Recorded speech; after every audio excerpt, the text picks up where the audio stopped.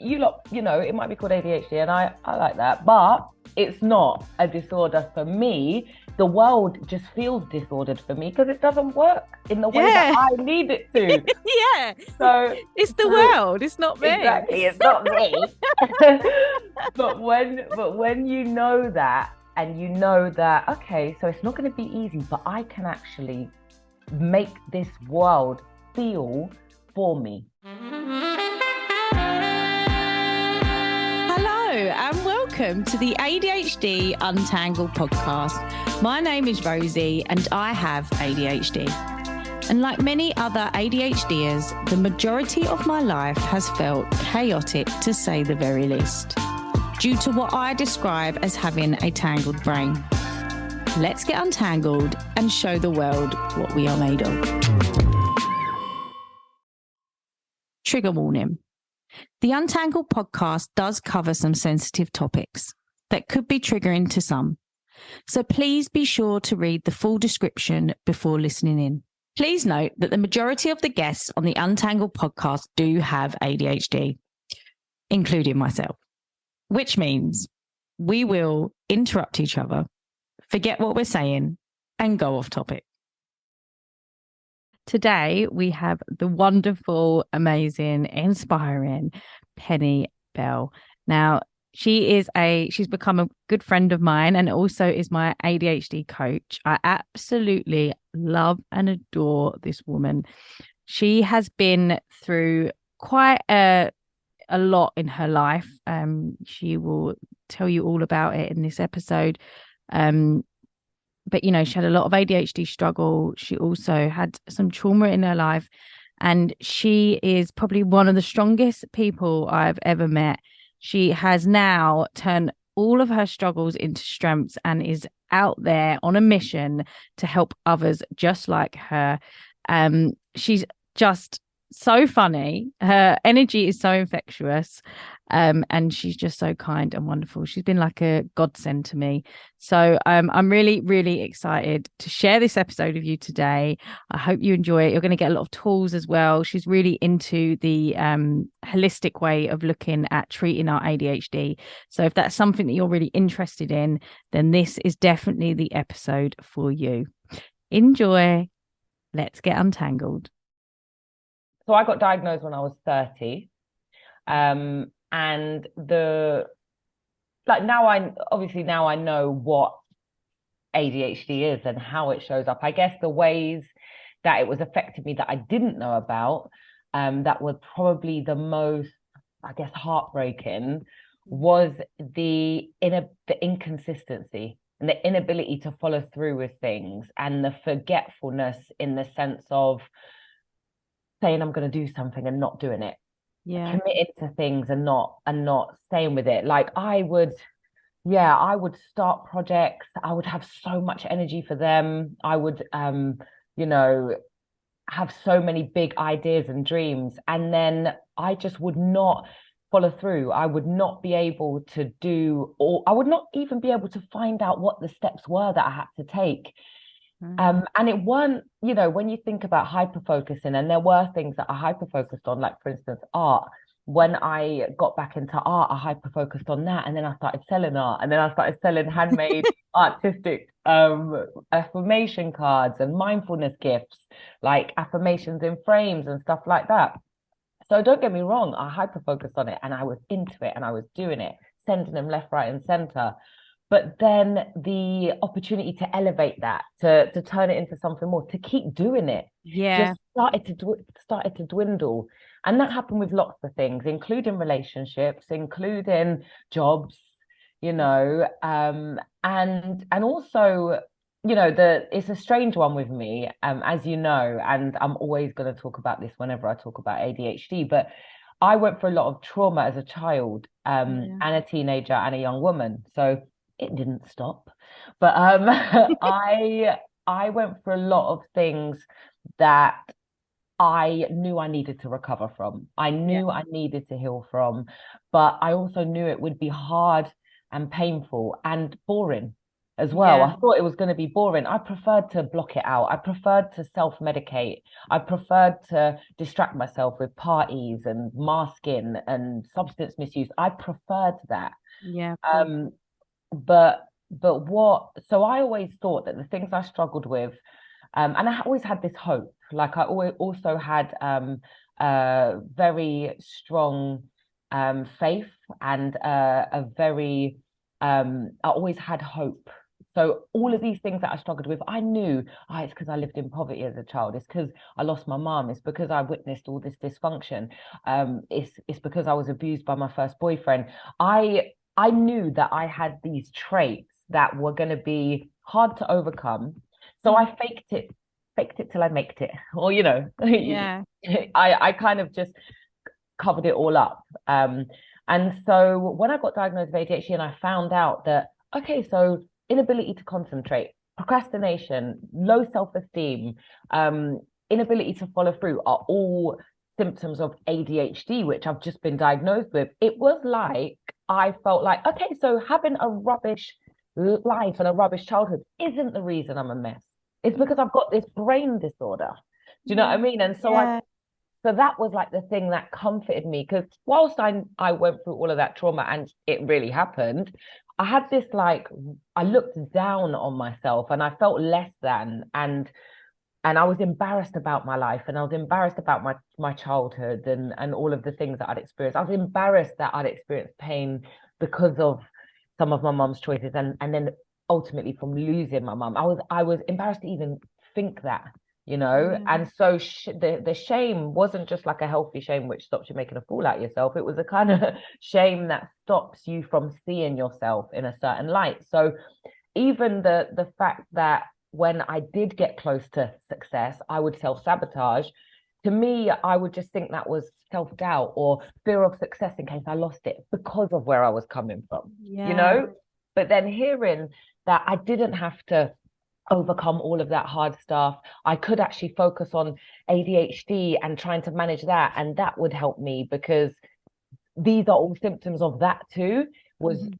so comforting for me at the time. So I then hyper focused on trying to understand it and share and trying to also raise awareness because I thought there must be so many other people going through this. There must be so many other people that have no idea what ADHD really is, like I didn't, and struggling with their whole life Yeah. and could get empowered by knowing that there are things you can do that can change everything.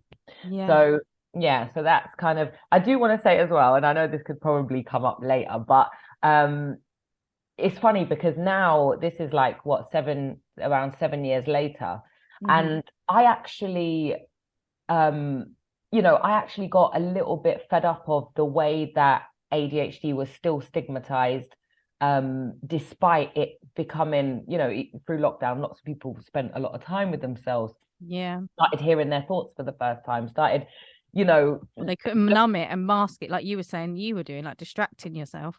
exactly with work, Mm. socializing, whatever else. And so a lot more people, and not just through lockdown, through internet, through raising awareness, a lot more people, especially women, are being diagnosed with ADHD. But I didn't like the fact that I was being told that I have this incurable brain disorder when, and I was told that only medication would help me, nothing else would. Don't get me wrong, I'm not against medication. I've tried it. Well, I don't like it, but I don't judge it. I Hmm. needed to do it and I did. Yeah. But I, it's a very interesting crossover because the symptoms, so like I said, with the trauma, I struggled with all of that trauma. I went through a lot as a child and some of the things I just touched on, if we've got time, we can go into it. We don't need to Yeah. though. Yeah. But and so what I had was CPTSD. I got diagnosed with CPTSD a year after being diagnosed with ADHD. And what does that stand for? Just in case Complex someone doesn't. post-traumatic stress disorder. Yeah. And what that is for people who have lived in um, traumatic environments or experienced several traumatic events after another. The PTSD, the post-traumatic stress disorder, is complex now. So people who have lived in poverty or war-torn places or been abused domestic violence, trafficking, having again one thing after another happen that traumatizes you, but you don't get support for it. So it's a complex version of PTSD. And so whilst I definitely, basically what I'm getting at is the symptoms were the exact same symptoms that got me diagnosed with ADHD. So what I was aware of is I have been through all this trauma. I am neurodivergent. I'm neurodivergent.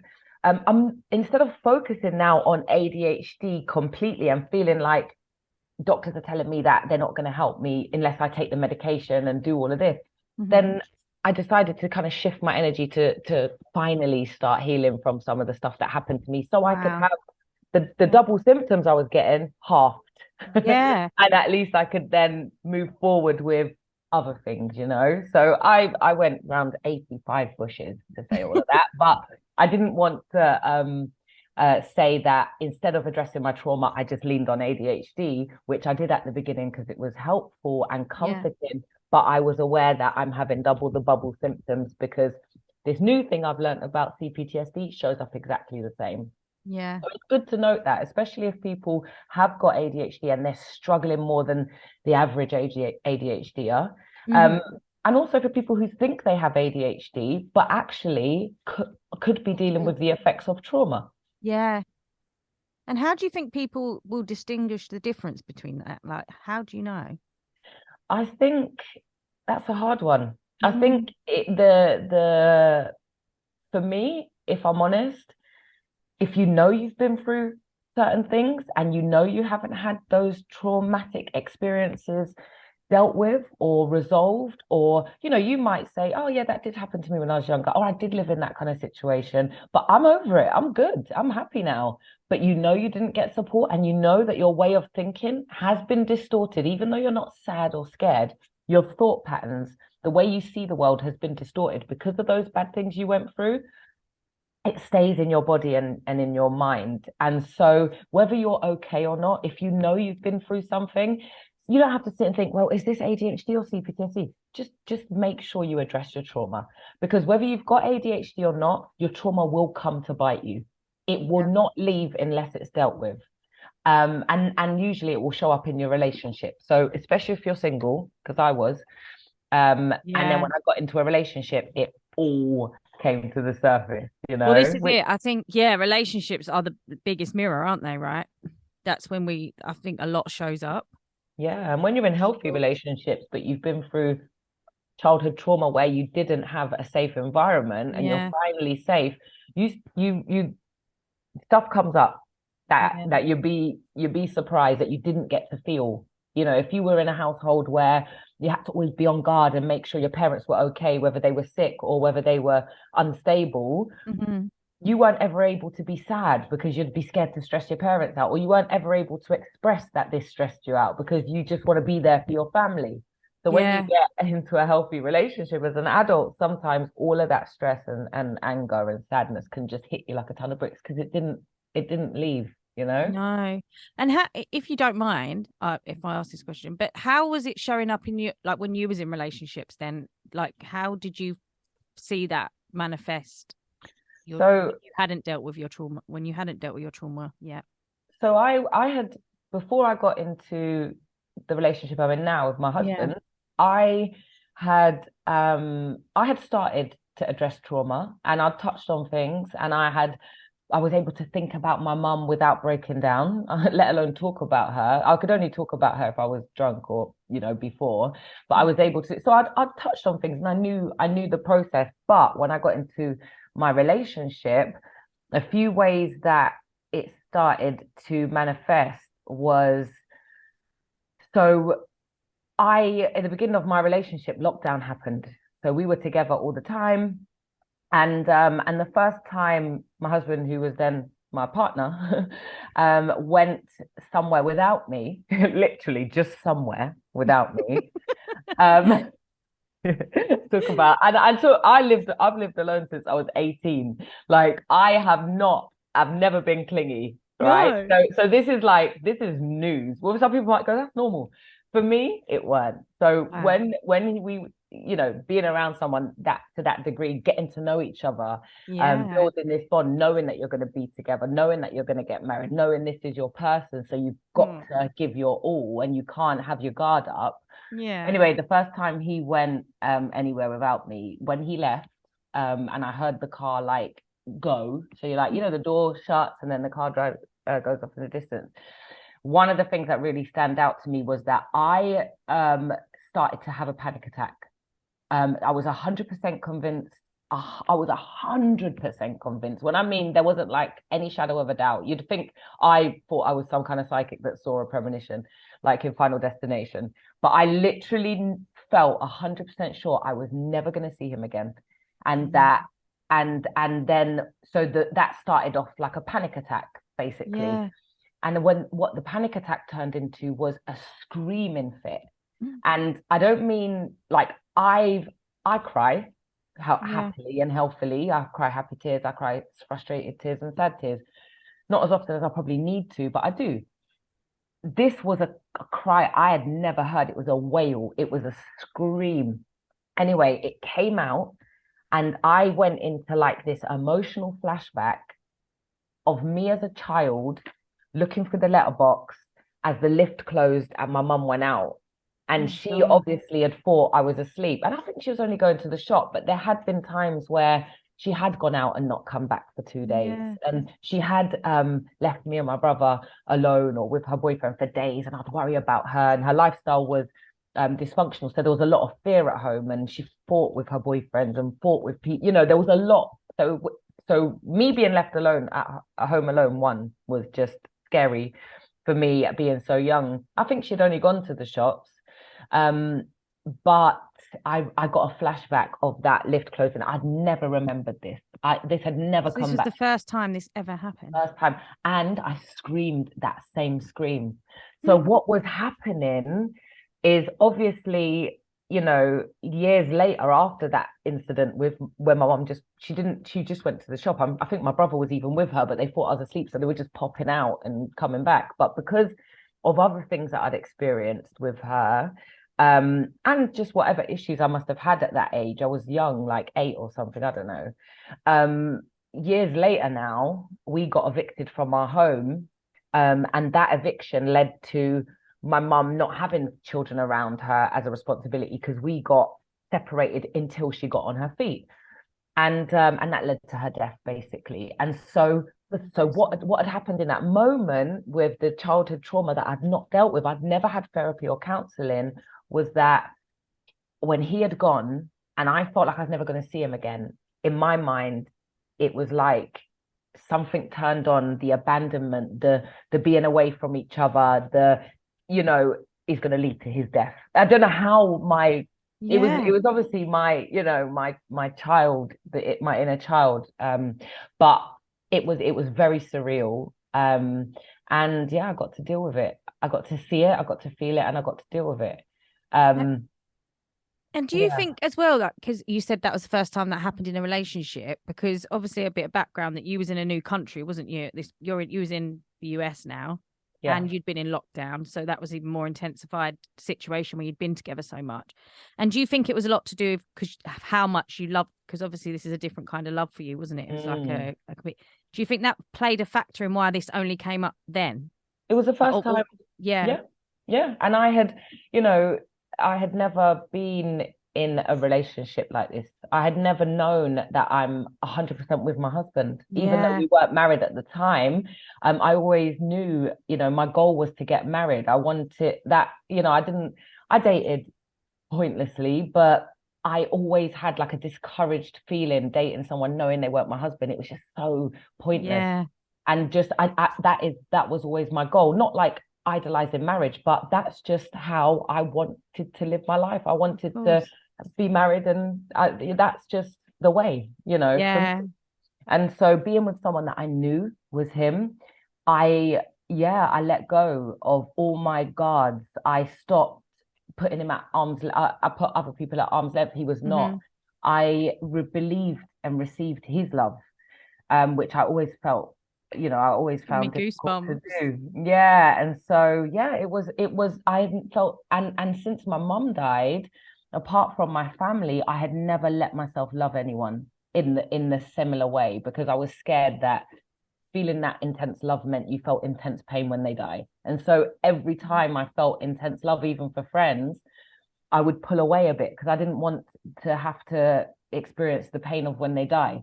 Losing And that them. was just something I Yeah. naturally did. But with him, I guess I tried to just put, well, it was time, innit? I was 33. It was time Yeah. to finally open up. And yeah, people can say it's anxious attachment, this, that, this, but where do these things come from? Do you Yeah, know what I mean? exactly. Yeah. Mm. And also maybe because you'd been dealing with like your ADHD before that and some, some stuff around that. Maybe that's as well you started to become ready because you'd started doing some form of Yeah. healing, hadn't you?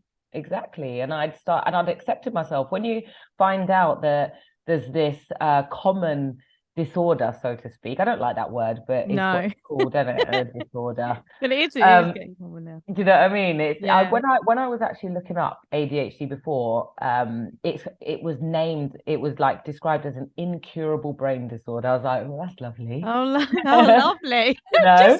just what I wanted. I personally see it as a neurological difference. Yeah, that's a lovely way to describe it. Yeah, it's just Yeah. a different way of thinking and doing things. And when you make the world work for you, it's absolute, Yeah. This is a God. common thing coming up. It's like designing your world. And Oh, you have to. finally we feel brave and it's like we're all coming out and we're like, right, I'm gonna design my life for me Yeah. now. But when you know that you can, when you find Yeah. out like I am not a loser, I am not just the result of poverty and dysfunction, which you might Mm, have some traits that are, but I actually think differently. I work differently. I'm not owning any disorder label. no.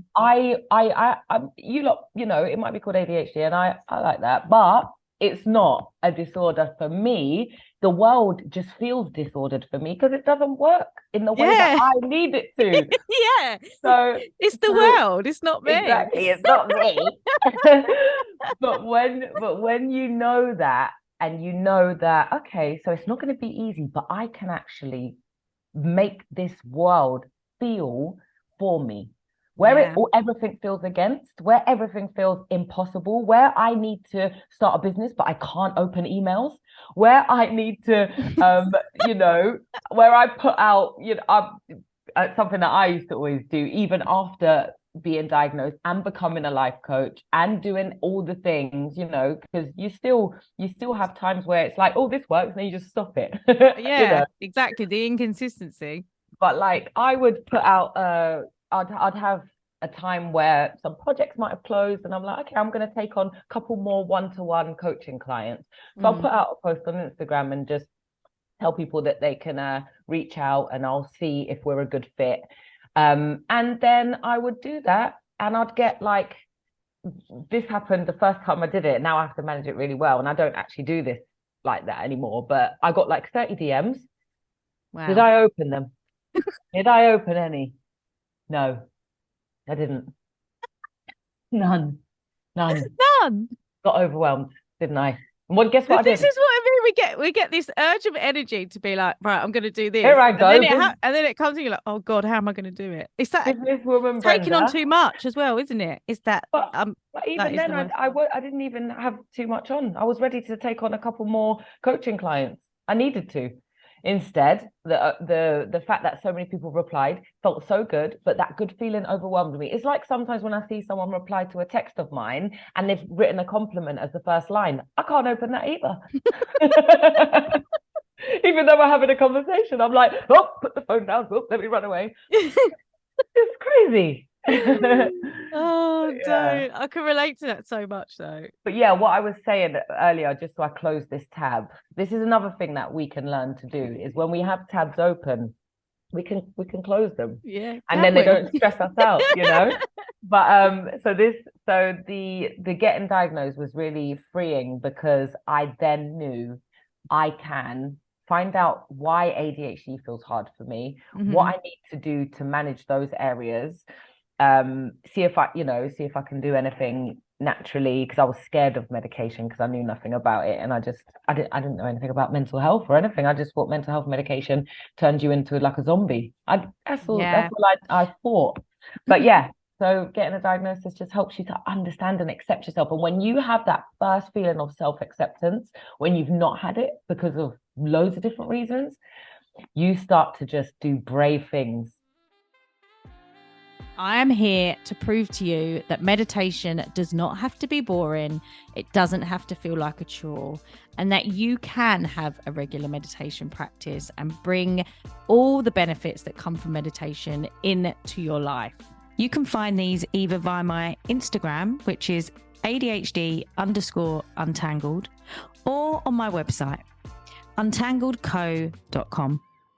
When you said about the getting up to the diagnosis, because you didn't want to before face, your healing and stuff like that at that time and your trauma, what was it that was the turning point of going to get your diagnosis, even turning up at the doctors at that point? Is it how, I suppose, bad, I'm guessing, bad did things get for you to even it was a soft breezy day in Primark Hammersmith. Literally, I'm joking. Story time. Primark. I was literally in Primark in Hammersmith, and I was standing next to the slippers. I remember it so well. Do I remember what I had for dinner yesterday? No. Um, I remember where I was because obviously it's a defining moment. And I said something to my friend along the lines of, I'm not suicidal, but I do understand why people take their own lives. And she just was quite shocked. And I'd come to the conclusion that I'd said something similar or felt something similar before, recently, at that point, and it was always the day before my period or 2 days before my period. And when I clocked that, I thought, because I've been through so many things in life, I had never understood that, I should have given a trigger warning then, but I'd never understood. I always felt like, and this isn't toxic positivity, it's just how I was. I just felt like, God is good, turns all bad things around for the good. And I'm just gonna believe that every bad thing I've been through can make me a better person if I allow it to, and it can help me to understand other people and I can help them with my experiences. So even when I don't feel good, and I have to embrace those feelings, I'm going to look forward to what I can do with the pain in the future. So I always had that. I never, I was in a really bad relationship from the age of 15 to 21. My first serious relationship, all my teenage years, it was horrible. I haven't heard of many domestic violence cases as bad. And I was a child, and I didn't feel hopeless then. I went through eating disorders. I didn't feel hopeless then. I lost my mum to a heroin overdose. I didn't feel hopeless then. I did feel sad, don't get me wrong, and devastated and awful, but not hopeless. No. And is that because of your faith? What do you think? Is that? Of course. Yeah. Of course. It was always. But at this point, when I had decided to start cleaning my life up, I was still getting on it on the weekends and like misusing substances and stuff like that. So not doing myself any mental favors. No. But I knew nothing about mental health. I just had those feelings a few times where I felt nothing. I felt nowhere. I was just like a human in a shop experiencing but not enjoying or feeling. And I'm really usually sensitive. you was quite sensitive and So sensitive. I feel, see, like I'm always attracted to things and always, do you know what I mean? Yeah. My senses are so on, and they were just nowhere. I was nowhere. I was just like, I just pictured, have you seen Monsters Inc? No, I haven't. Oh, okay. Well, I just pictured a slug standing up, and basically there's a character in Monsters Inc. and she's like a big giant slug that walks. But yeah, I just felt like that basically. I don't know why that's the image I got. Yeah. But and anyway, when I clocked that this had happened twice before my period, I thought, okay, so I've heard about women who go through this when I'd never had PMS. I'd had period pains, but never PMS. But then I'd always been on contraceptives that maybe stop that. So I Yeah. came off. I wasn't on any contraception, and I was drinking less and whatever, but feeling worse. So I thought, okay, maybe I'm going through early menopause because I'm like about to turn 30. Maybe it's like, or maybe I'm just going through a change in my hormones. So let me find out how to manage it, because I knew that women that go through hormonal imbalance can change their food and it can help with the hormones. So Yeah. I thought I'm going to go and see a hormone specialist and talk about this. And that was as far as my mind was going. I didn't know, and imagine this, I didn't even know about the depression and anxiety. I obviously experienced these things, but I didn't know what they were. I didn't hear people having normal conversations about them. I just thought, the extremes that you see on TV. I didn't know. So yeah, I went to see a hormone specialist, and he coincidentally had a daughter and a wife who both had ADHD. And so whilst talking to him for like an hour, he then said, I think you've got ADHD. I'm not a specialist in this area, but my wife and daughter do, and you could be the Three Musketeers. And so Wow. he advised me to go and see an ADHD and autism specialist. So I got my doctor to refer me to one, and I was on a waiting list. It wasn't as long as they are now, but in the meantime, I started researching, and I resonated, and then I got diagnosed with severe combined ADHD. But the psychiatrist who diagnosed me did say, because he spoke a lot about trauma, he did say, you also are severely traumatized. And so Yeah. before you feel like you can get a grip on ADHD, you are going to have to address that. And I literally was just like, how dare you? Do you know what I mean? Like, Yeah.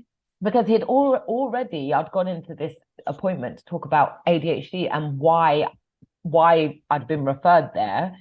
Because my doctor was like, yeah, it does sound like you, because I don't go doctor, I don't get sick often. No. So my doctor didn't see me much.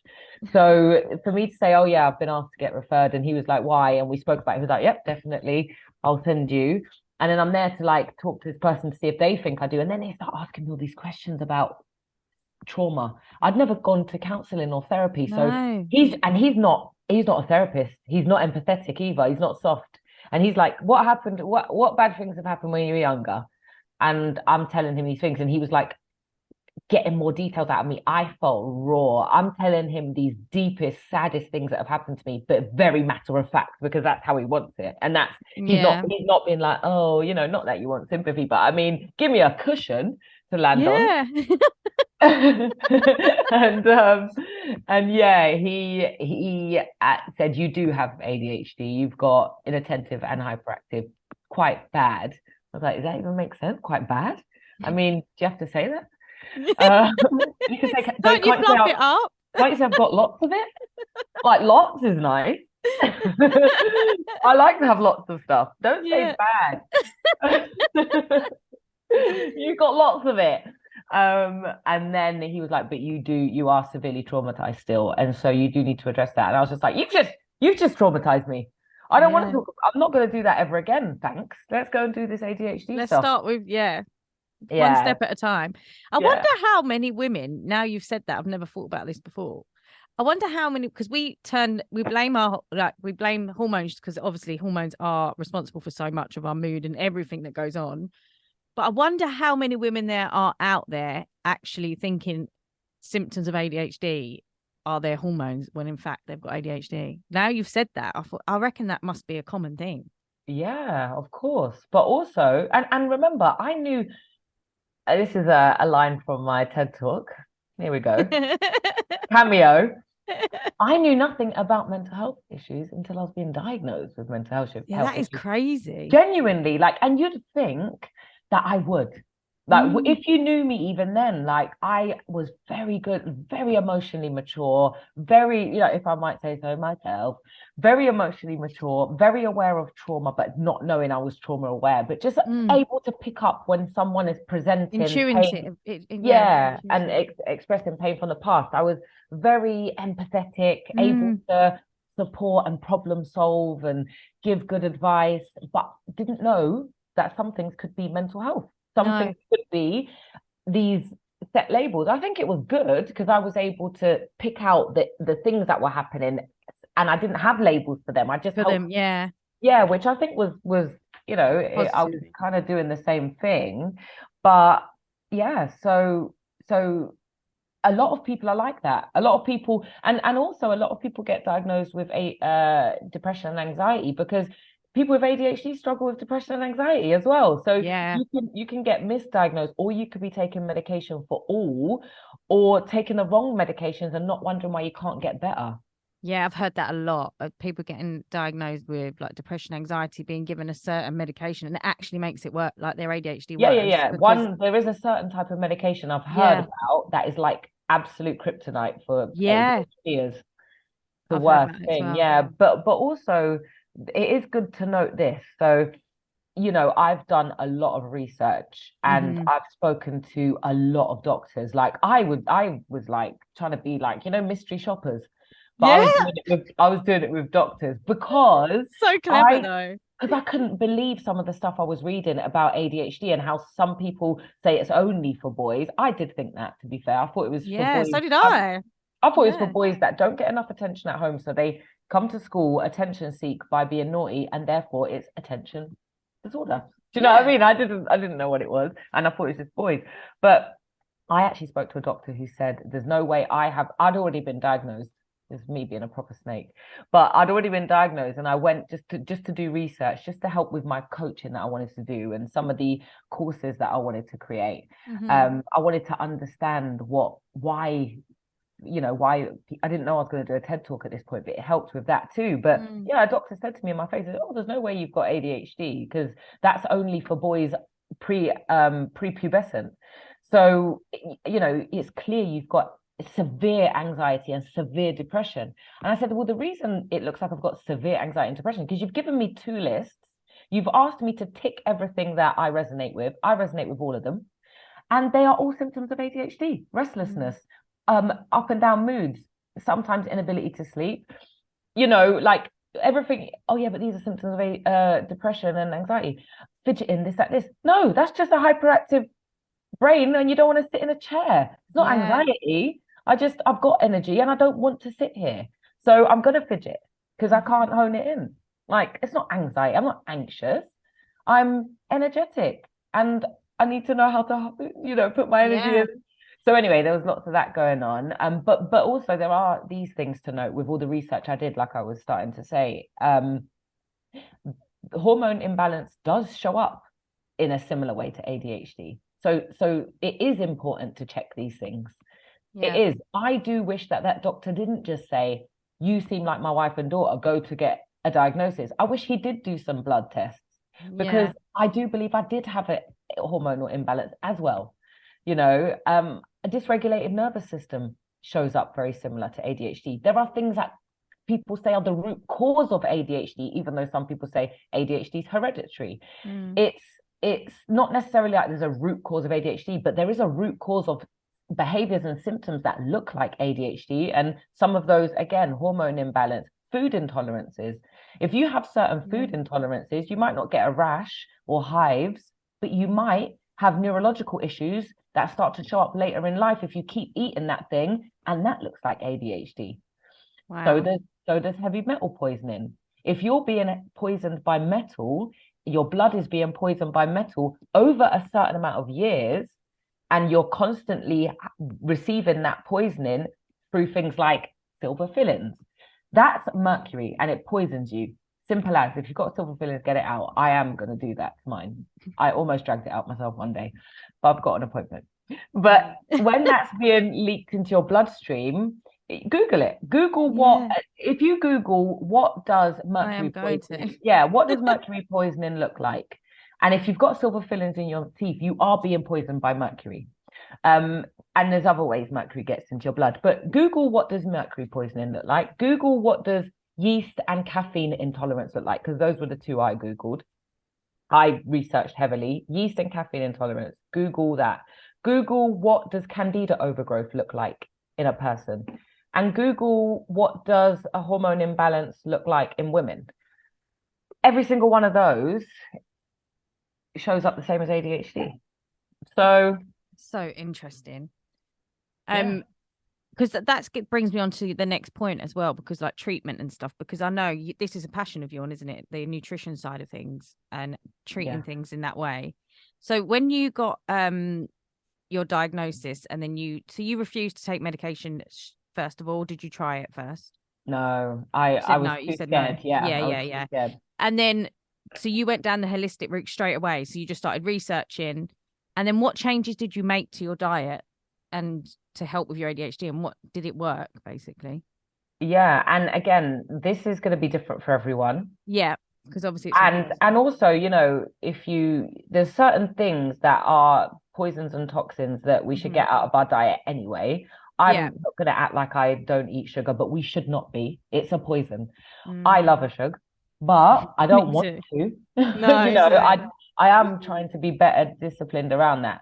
But there are some things we should not be putting into our body anyway. But what I did first, I knew that I just knew food is the answer to all illness. I don't know, I don't even know where I'd heard that or You just known it, but intuitively knew that. You I just just like, knew like yeah, I've got to be able to, if I can ingest a tablet which helps straight away, then I can ingest other things that help, and it might not be straight away, but I'll try and be patient, mm, And so I did the first thing I did, and it was good for me, is like doing things in like set days, and I knew that 21 days is a good time to kind of make or break a new habit. great new habit. And Yeah. yeah, so I did 21 days no of just fruit, veg, and whole grain, basically. Wow. So for How was 21 that? days, out of this world. So there were days where it was hard, and I did find that I went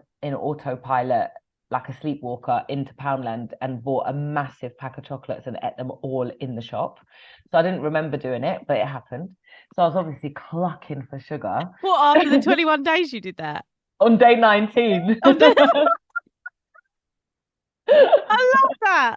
It was like a zombie.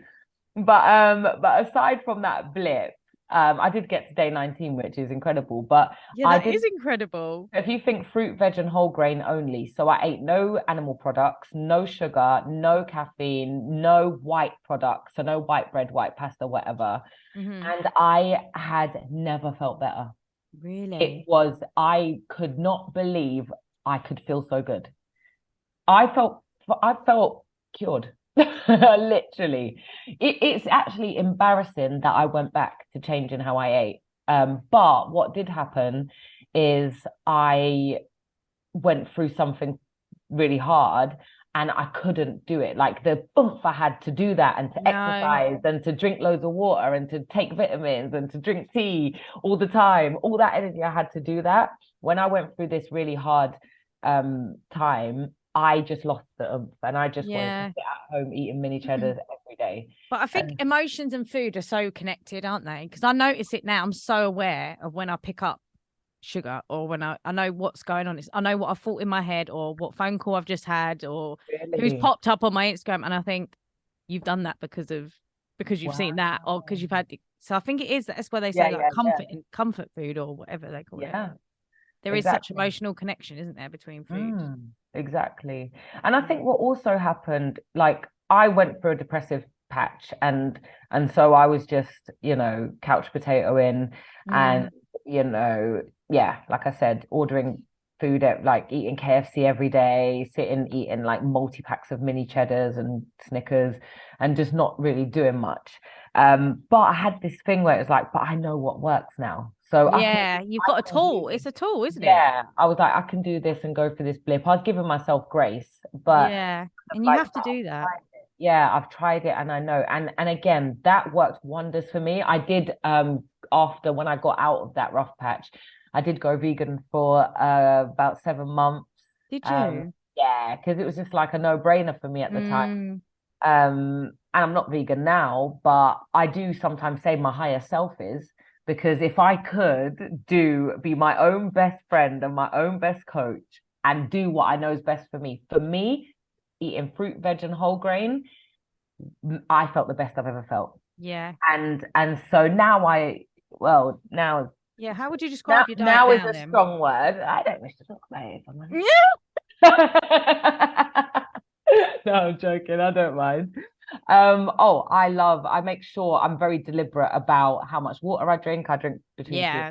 liters, because of the toxins, you know. I do eat more sugar than I want to, Mm-hmm. as in I like red wine, which wasn't Love really a red friend wine. of mine before. Yeah, I like red wine and chocolate. Didn't really, before I came to America, they weren't really things I bothered with. I was more crisps and It's mini obviously cheddar. better out there then.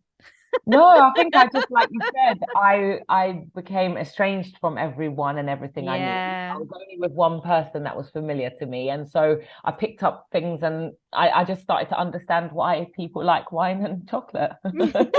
Um, so but I could easily go and get like dried fruit and have the same. I just like The same the feeling. yeah, the sweet feeling. Well, that's where the awareness comes from, though, isn't it? Because you're aware because of everything you've done before this, you know why you're doing it, don't you? Like Yeah, you're like, oh, I could actually go and get a piece of fruit and I'll get the yeah, same feeling. Like yeah. power of the pause. Exactly. And I don't always do it. Like I've got a full fruit bowl and they often end up wrinkly, but Yeah. I punish myself by having to eat them wrinkly, even if it runs my belly, because I didn't eat it when it was fresh. So yeah.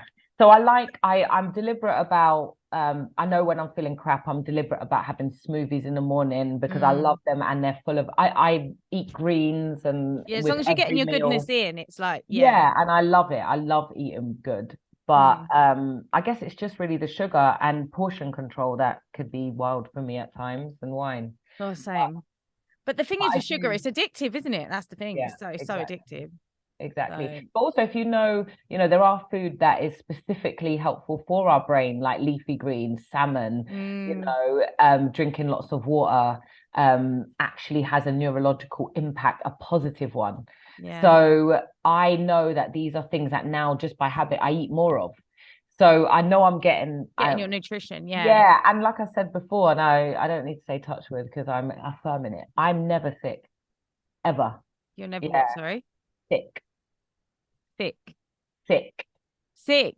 ill. Oh, Unwell. I never, never thick. I'm never thick. It looked like I was saying if I was thick, like I said, it would list. But yeah, and that is because I just from the beginning when I got diagnosed with ADHD, I was aware that food is important. So now, like, I drink loads of herbal tea a day. I have like honey, lemon, and ginger often. I have lemon in my Mm. water just for fun, because if I am having a time when I'm eating lots of sugar, it just makes me feel better about myself. And lo and behold, it's doing great things for my body and my brain. Good for you. So you would say to anyone that's got, been diagnosed with ADHD or thinks they've got it, look at their diet and what, because obviously that might not work. Would going vegan be a good, like that 21-day thing you did? I Would think that do be a that good as a start? Would anyone benefit from that, do you think? I think so. It's a flush. It's like an eliminate. It's like a Yeah. detox. It's like a detox. And there's no harm in just doing it. But you might have, and I would say there's no harm in doing 21 days of Yeah. fruit, veg, and whole grain. And it's not just vegan because vegan can eat sugar. I mean, no sugar either. Yeah. Um, but then there's also 21 days of just no sugar and no dairy. They're Yeah. two That's a good one. Yeah. things. Yeah, you can still eat meat, you can still eat, whatever, fish. But also it's there are foods that trigger. So there are some things that you eat and the day after it's like, am I having a bad day with ADHD or have I just triggered the living daylights out of myself and I'm on a come down Yeah. and I can't focus because I've eaten a pound of sugar yesterday. Like Because it's like sugar is a triggering food, obviously. graceful one. And there's Yeah. food colorings in a lot of sugary things. Like I used to love Skittles. I loved Skittles. I Some loved of them. some of the Skittles are absolute rancid poison for people with ADHD. I think Really? it might be the red ones. Oh, they're my I know, favorite. you know. But the food colorings, they're like poison, like real poison for us, but even more so for people with ADHD. So it's about eliminating things that make you feel worse and Mhm. also just trying. If you say to yourself, for 21 days, I'm going to try what Penny said, see how it makes me feel. If it doesn't make you feel as good, I had energy, confidence, like I just felt so good. I could focus. I could think, I could wake up with Yeah. a pocket full of beans. Clarity. Yeah, but some people might try it and not feel as good. Try it for a while but do cut the things out that aren't doing you any favors. And I would say dairy, gluten, and sugar. They've Yeah, all got definitely. Yeah. poisonous properties in them. And if you can just cut them out for a little while, I'm gonna do this. Do you know Yeah, what? me too. I'm gonna do this. I'm gonna start tomorrow. Yeah, I'm gonna do it again. Because why not? Practice what I preach, isn't it? Do a little reset. And it works. And the fact that we know what works for us, but we don't do it. If you know that that's your trait, Yeah. then start with something like this and test yourself. And even if on day 19 you eat a multi-pack of penguin bars, doesn't matter. Do you know what I mean? You got to day No. Even 19, if exactly celebrate the wins. you This is what know? we're trying to do. I And couldn't believe it that day, to be fair. I couldn't believe it. I thought I was dreaming. sleepwalking into Poundland. It was like that. It was like something in me went, go and get all the sugar, but only spend £1. And I went on a mission. And that is what she did. Moving on to the strengths, because I know you're a big believer in this. Like you said, you don't want to be told this isn't, untreatable brain disorder. Um, so looking at your life and what I know already as well is like you left a job you didn't like to go on to do something you loved. All the, the traumatic experiences you've had as a child. So you have gone into your life going through so much struggle and change and transformation, and now are doing amazing things with your life, despite all the struggles you faced. So what would you say is, an ADHD struggle, doesn't have to be one because there's many, that you now see as a strength or use as a strength? Like, what would you say your top, it could be like your top 3, or maybe there's one that you really feel like has, become a strength? I would say, so a struggle that's become a strength.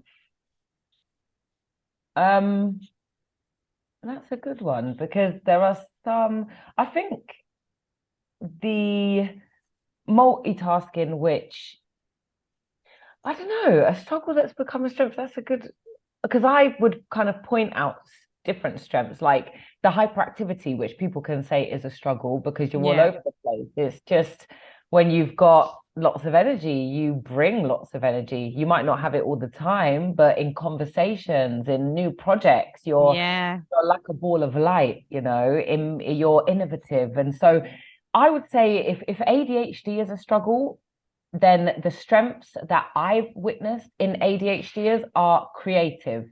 Mm, You say inability to focus. It's not inability to focus, it's inability to focus on things that are not interesting to me.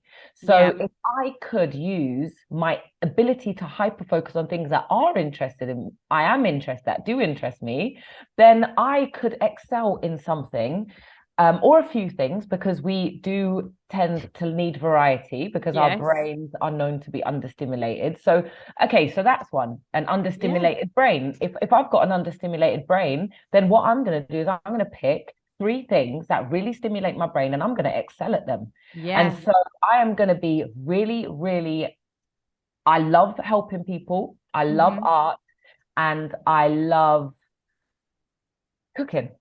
So I am going to be, this is just an example because, and I love writing, say, for instance, say the writing, the art, and the cooking.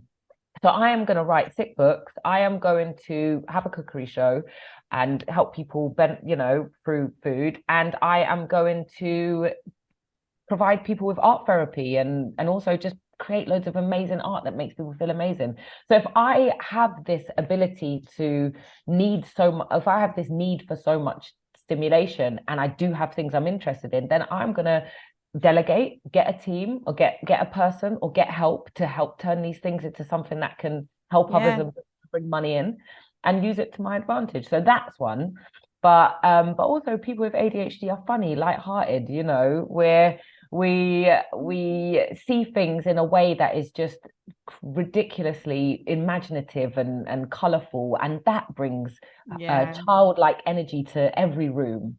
It um does. People say that can be ditzy and whatever, but you don't know what's going on in the ditzy mind of a daydreamer. No. They Oh could my be God, I've been called ditzy my whole life. they Dozy could be Rosie.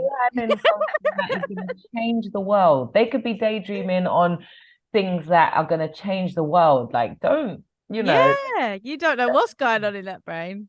exactly. So I would say if I was to pull one, because it would be that an understimulated brain can be used for your advantage if you find things that stimulate it and put all your energy into all Yeah. of them, because you can. You can hyper focus for 3 days in a row, do it twice a week. Yeah, and it's so good that you said that, because it's like we're not going to sit there for the rest of our lives doing stuff we don't like because we physically can't. So that is a massive strength. We're not going to waste our lives, are we? Because we're only going to do the things that are going to ignite us and make us feel alive. So And that's also, such a good example. yeah, and it's also obviously when you've been feeling less than for your whole life, because if you struggled with ADHD undiagnosed, you've just tried so much harder than everyone else to just live in a normal appearing way.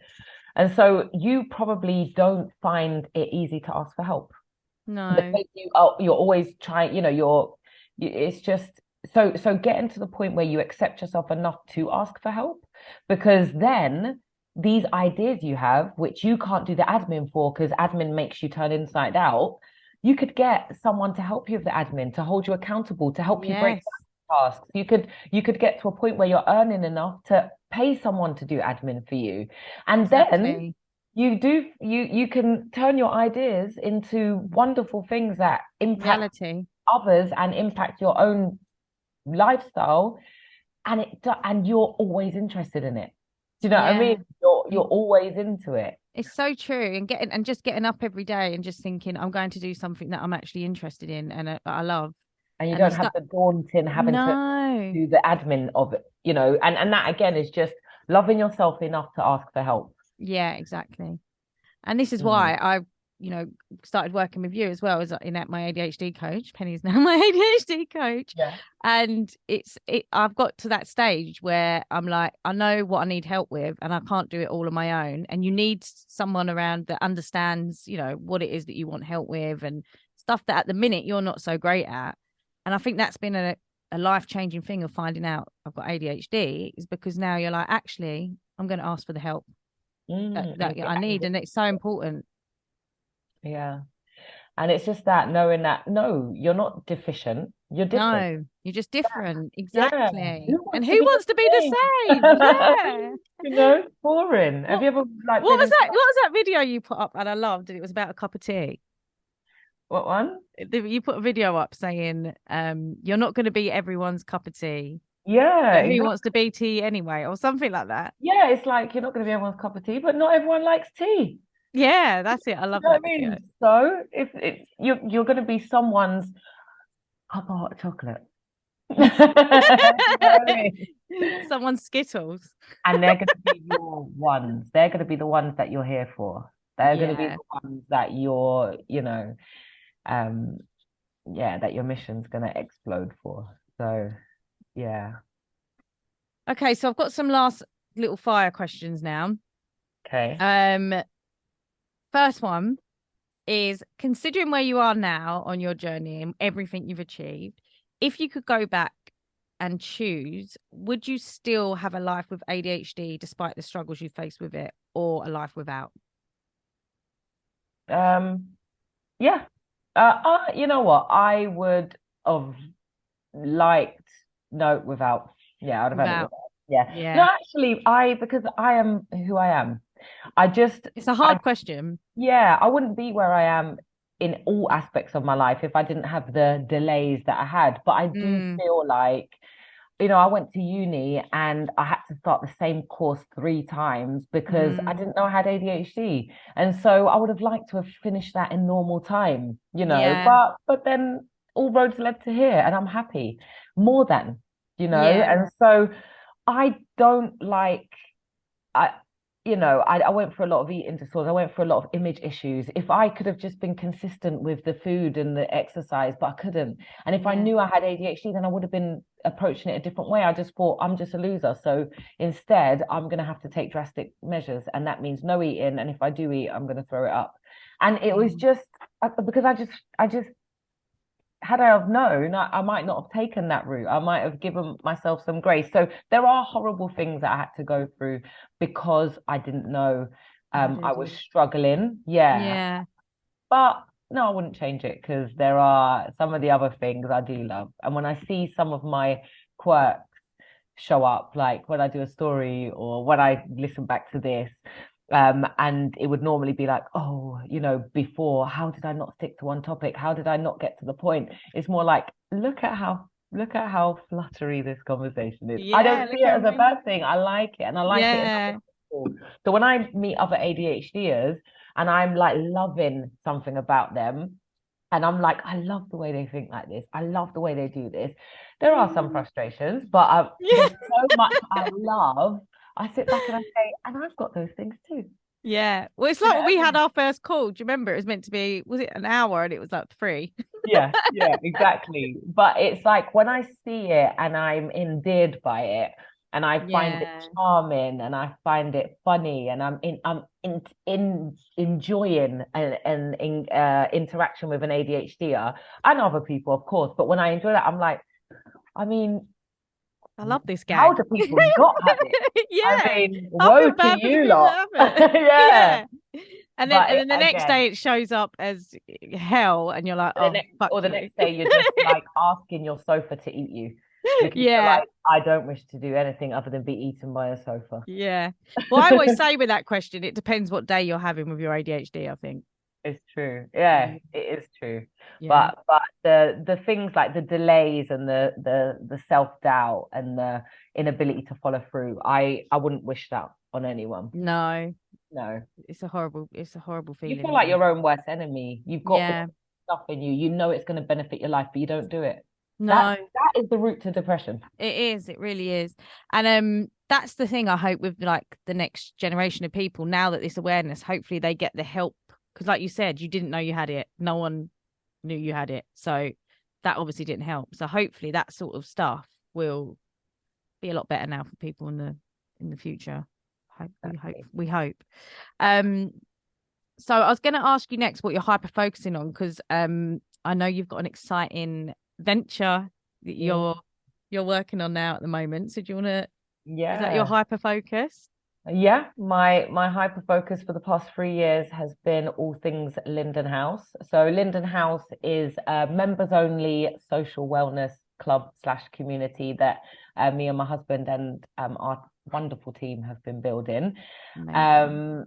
And it's been in different stages. So Kygo's the company. I'll share Hmm. all of this so you can have links and Yeah, whatever. But that'd be amazing. it's all in my Instagram bio, but Hmm. Kygo's the company and Linden House is our new project. And so yeah, for 3 years it's been hyper focusing on, and you know what's amazing is when you do things like this is you'd say, yeah, I'm hyper focusing on Linden House, which is the result, which is being launched now. But Yeah. over the past 3 years, the tasks have been all so many different tasks, so many different roles.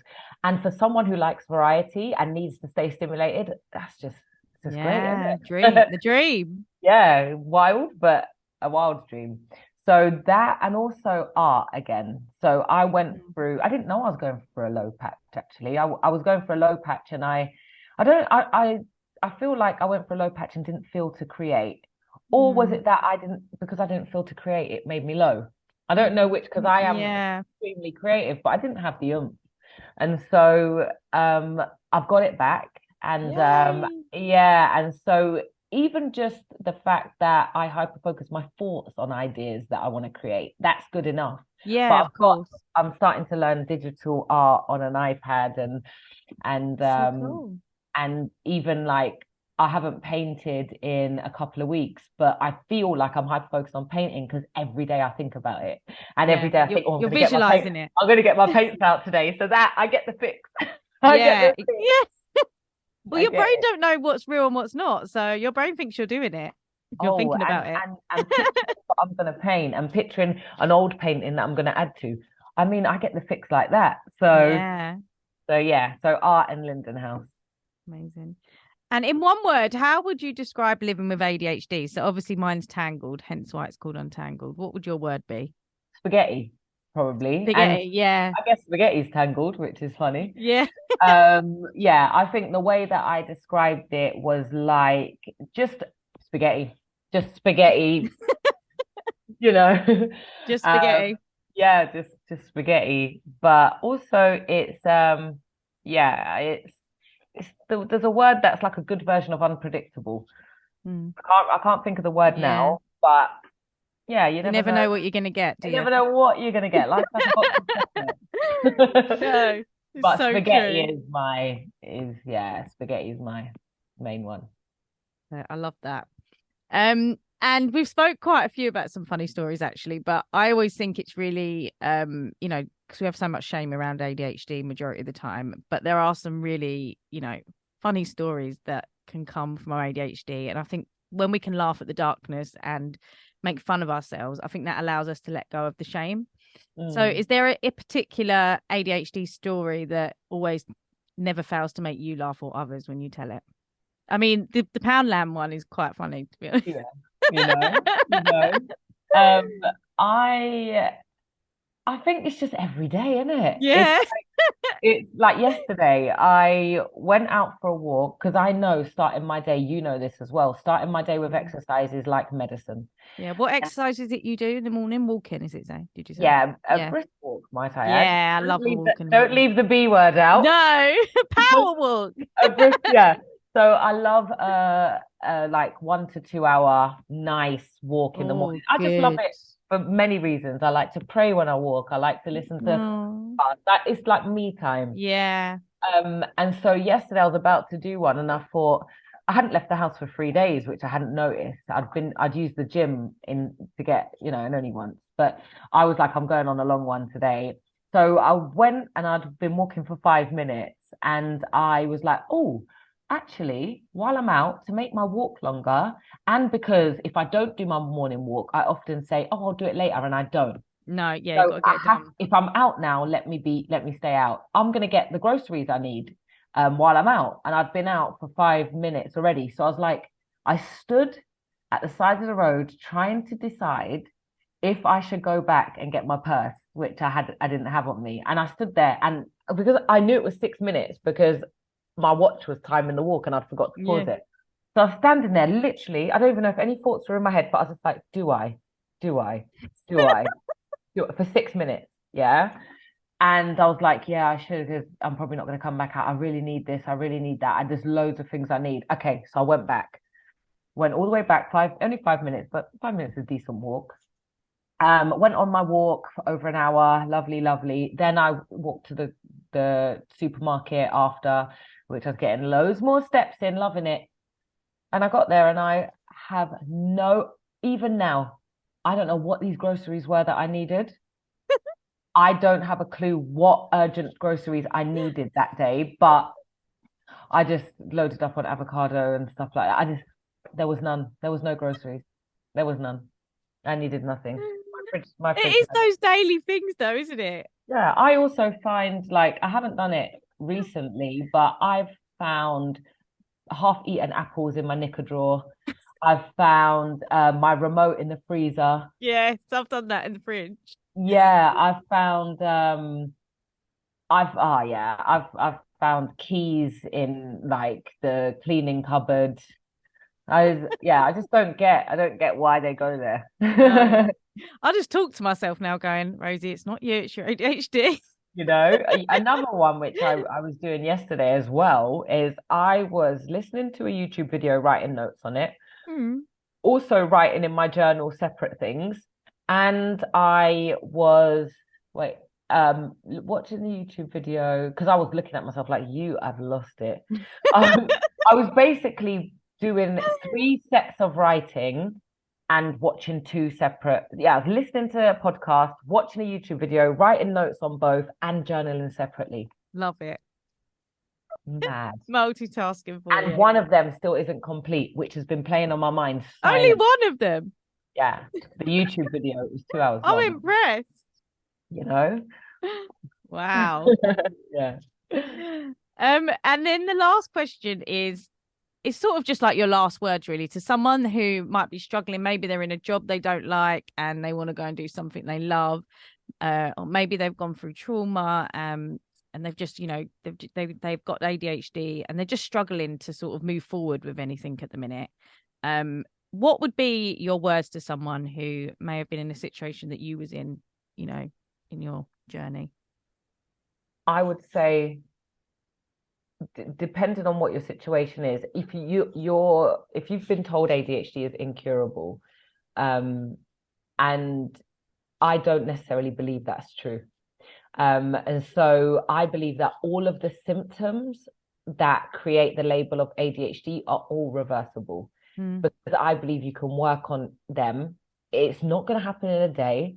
It might need medication to help. It might mean a change of diet, but all of the traits, if you can see yourself free from something with medication, there are things you can do to see yourself free without. I'm not saying come off medication if you're on it, but don't feel doomed. What I'm getting at is, do not feel doomed. Work on other things that also cause the symptoms that you could be struggling with, and just see how you feel after that. Again, I'm not saying, I don't like the word incurable, and I don't believe in that word at all. And so that's not toxic positivity, that's just me. Tried and tested as well. So yeah, if you're feeling doomed because you've got something that you're going to have for the rest of your life, pick out the things that you struggle with the most and work on how to manage those things. And if it's like, how do I do that when I'm struggling with consistency? How do I do that if I struggle with focus? Well, then see it like this. Could you have a hormone imbalance? Check that out. Could you be dealing with trauma you haven't addressed? Begin that journey. I'm not saying this is a click, Rome's not built in a day. If you've got a silver filling, set up an appointment to talk about how to get those swapped for white ones. There are so many things, toxins, poisons, issues, situations, environments that are causing brain problems. So don't feel doomed because you've got this label that you're told is incurable. Work on trying to minimize the impact that you're feeling from ADHD by working on some of the things that are healable and curable and detoxable, And then you might be surprised and you might say, ADHD doesn't bother me anymore, or ADHD doesn't win anymore. Why? Because I was having double the symptoms with all these other things going on in my life, which are curable and healable, and I've fixed them. So again, it's not a quick fix thing. I'm not saying it is, but if you begin that journey, you will be so pleasantly surprised by how much control you have over how bad you feel. And this is why you are my ADHD coach. You're amazing. Thank you so much. I've absolutely loved this. Thank you. Thank you so much for listening to Untangled. I hope you find these podcasts as useful as I do. I always leave feeling so inspired and like I've learned so much about my ADHD. Let's get untangled and show the world what we are made of.